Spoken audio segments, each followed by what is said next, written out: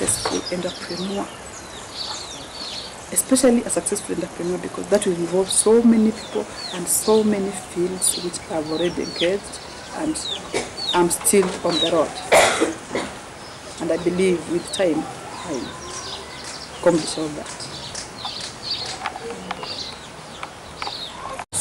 I would really like to hire people, give them jobs, because I also have, if I have to enable them, I have to, besides hiring them is not the thing. After hiring them, I have to give them the knowledge so that they can go on, even if they were away from me or if they got hired elsewhere. They'll be able to go on, they'll be able to further in their education if they're keen on what I have taught them while I hired them, and they'll actually be able to engage some other people in their process or in their chains of development, or they'll be able even to set up much better organizations that I can actually hire and develop people and empower them. The skills I was looking for. Yes. I wanted somebody who is able to help users, especially in networking, security of the information, that is backing up the information, installing antivirus, and assist them to a few things on computer knowledge, either do word processing, do Excel sheet, and do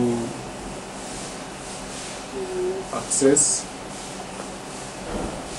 So those are the skills we wanted, and a bit of hardware, be able to fix some of the simple problems and harder ones, be able to diagnose a networking problem and be able to fix it. Those are some of the skills we were looking for when she came in. And all this she has said in here, she has been working in all those areas. We did a small network with her in the library down here. I think you remember the library. We put a network and she was able to terminate the cables. In networking, terminating the cables is a most essential part. To know which cable goes where. It's the most essential part. She was able also to install for us the corporate antivirus. Corporate antivirus is an antivirus for the whole institution. It's only one CD. We installed it on a central. And then on client machines, you activate it on a client machine. Then it's able to update. She has been very instrumental in doing that, and she also went ahead and installed in standalone computers in other offices which are not on this local area network. So in brief, she has been very instrumental in helping us get some few things done. We also gave her this opportunity to learn from the field, because this is exactly what an IT person does. It's not coming to sit in an office, it is coming to be include users, assist them where they are stuck, give them direction, and make sure that the information they have gathered is secure for future use. The thing I would say is Veronica has been very useful to us. We have found out that she has some soft skills able to appreciate other people and be able to talk to them. She is able to listen to us and to get some of the information right, and able to consult us where she was stuck. But in most cases, she has really assisted some of the officers. Veronica has done a lot, and I think as one of the intern person here, I think most people, even when they call me, they tell me, Veronica, she's here. Can you help us? Or she's doing this for us. So she has really, in fact, she's the only intern that has traversed the whole ministry very fast. They have been doing very well with her, and some of them call me and tell me what she has done to them. Whenever she encountered problems, she used to consult me, and she will call me on my mobile and then let me know. And I will also give a solution online, on the mobile. In short, she has been very instrumental. She has an open heart. I say soft skills. Some of the soft skills are not easily available. People who are able to talk to each other. She's the only one I see could communicate to the senior and to the junior. Most of the others will try to shy off, to don't work. One thing I've learned from her is her persistence. When she wants to do something, she really persists. I remember when we went short of licenses, the antivirus license, you remember? She was asking me, I've been installed, but there are 2 officers remaining, what do I do?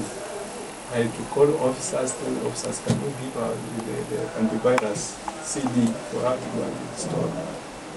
I think for you who have been with her, you have seen how persistent she is, and she is clear. She wants to get it clear, straight on. Because when she has pursued something, she wants to get it right. She doesn't just give up easily. She has also been traveling. We have some other offices around here. Apart from this Kilimo house, we have some offices in Maendeleo. Maendeleo house is another building which is in the town center. It is for women, Kenyan women who came together and constructed that house. But purposely, we have an office. We have officers who we have put them there, and she has been going there to assist them.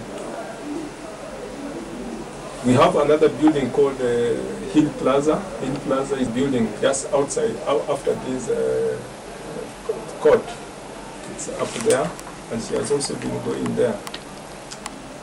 So she has been very instrumental in getting us to those areas and assisting us to get some solutions for the officers when they are stuck. You meet her, you greet her. I've worked with people you meet on the crew, they don't greet you, they just look at you. As if you are the one who messed up their day. When you don't know what happened. So it's really true. Yes. That's great. Yes. Great. Yeah. And she's here for 4 months? Yes, she has been here for 4 months. You mean you are going? No. I'm now getting scared. You should have warned me. I'm not going. You are not going. Okay.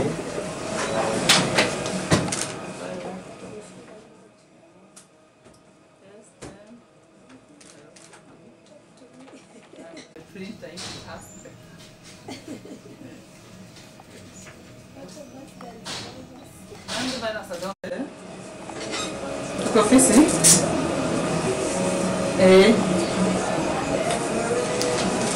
Tumemaliza. Kuja. She a good copy? Yetu.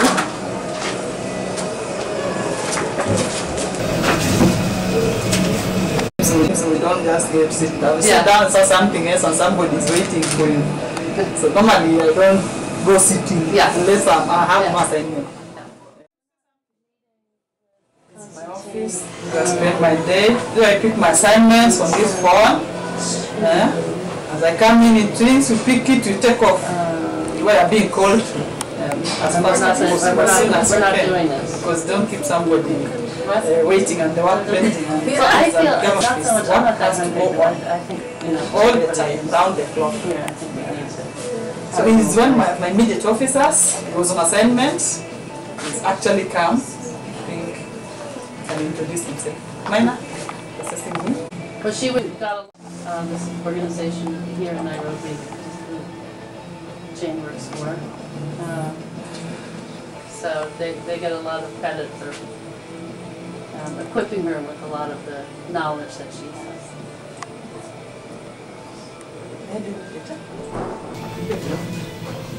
Sorry, His immediate boss. Yes, we do assignments promptly. Good. In fact, the best thing with her is that in case of in case he doesn't understand something, so normally as it is, as just quite okay. Great. Yeah. She says when she needs help. It's, it's fine for me.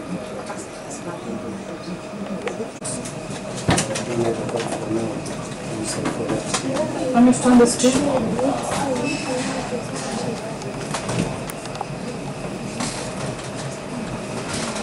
This is one of the busiest ministries. I'm writing, I'm here in Nairobi to write in all about some of these entrepreneurs who have been trained and what they're doing with their lives. And so that's why we're focusing on a couple of these graduates from this program. So it's good to get there's good news here, I think, in terms of when people are well trained and have the skills, they can move forward. I'm sorry? We are promoting the culture. Yes, exactly. Yes. Yes, exactly.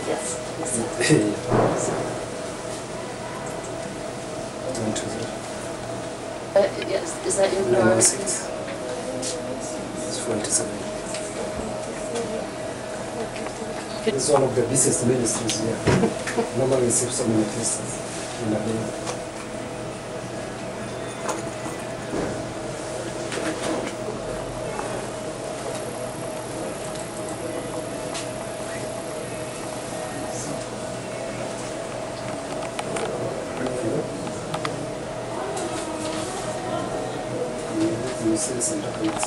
What do you think are the most serious challenges? One of the main challenges facing young people in Kenya today is unemployment.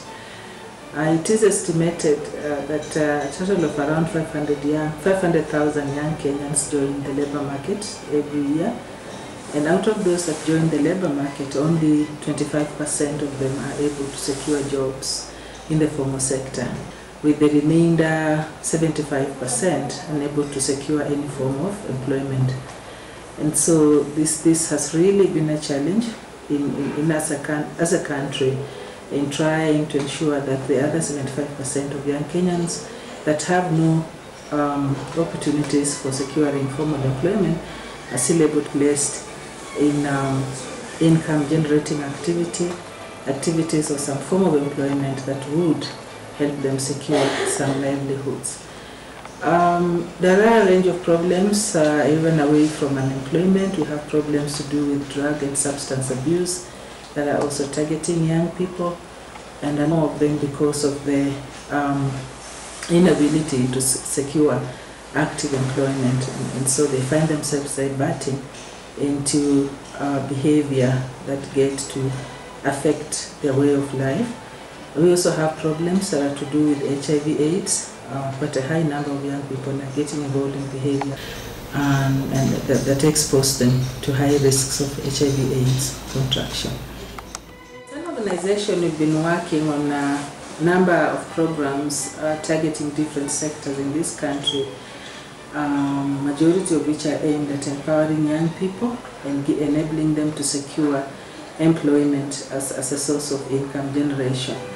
And one of our big programs that we have been implementing in partnership with the Interrelief Foundation and with support from Microsoft has been the Youth Empowerment Program.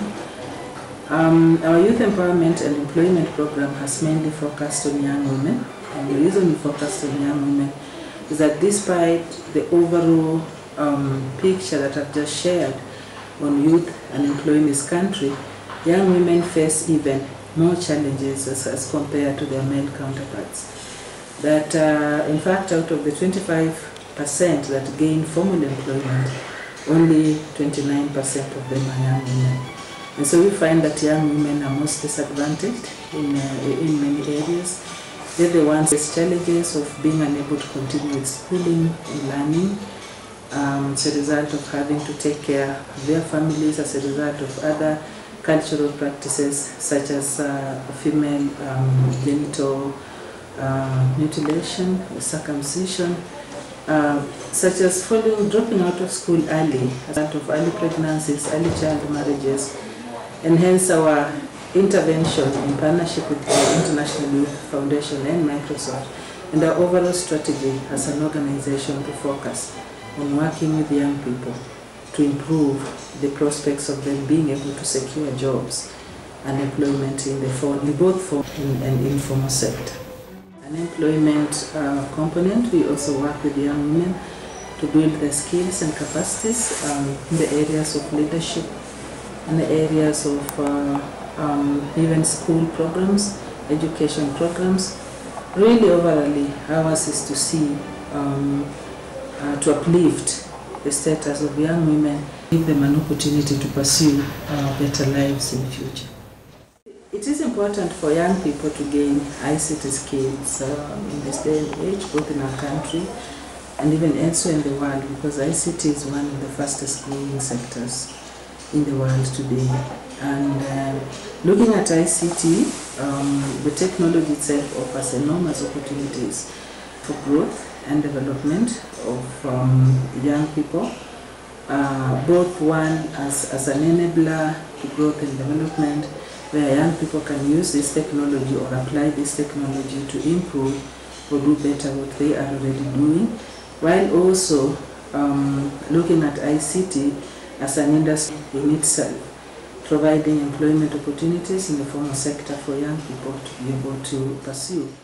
So the importance of ICT training for young people today in Kenya is because ICT is one of the fastest growing industries, not only in Kenya but also elsewhere in the world. And most importantly is that ICT in itself provides two opportunities for young people's development.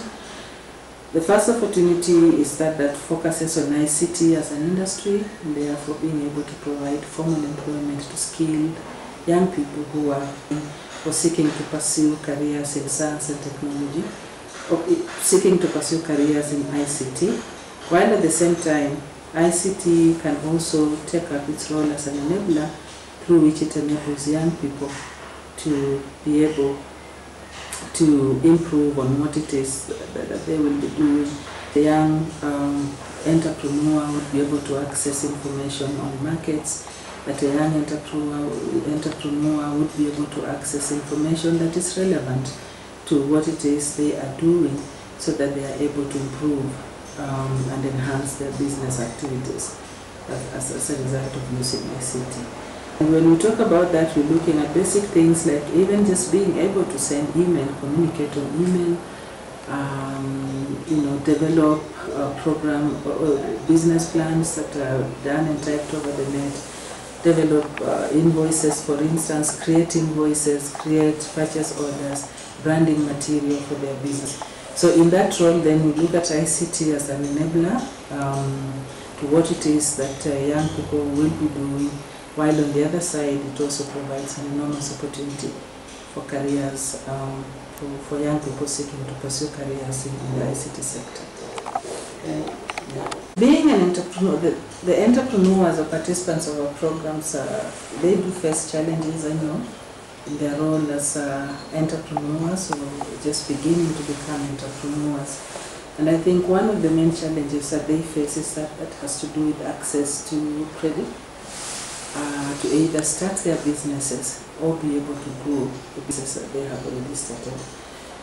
Access to credit becomes difficult, especially when it's about young women. One, because they don't have collateral that they would be able to put before a bank or a financial institution to be able to access that credit to grow their business. And so, in a way, once they started, they find it a little bit difficult to be able to grow or expand their businesses based on inability to access opportunities that are available for them. Those that are to do with government-sponsored programs. We have the Youth Enterprise Fund, and we recently also had the government roll out a Women Enterprise Fund, which is available for them, but still does not provide the level of funding that is able to grow their businesses, and especially when the businesses are related. IT-related businesses require reasonable amounts of capital for them to be able to start. It is true that an entrepreneur and a successful entrepreneur is one who will identify an opportunity and pursue it and be determined to pursue it until it stands and becomes successful. I think the main thing that we have learned from the participants and beneficiaries of our programs when they come is that they lack that drive to be able to initiate processes and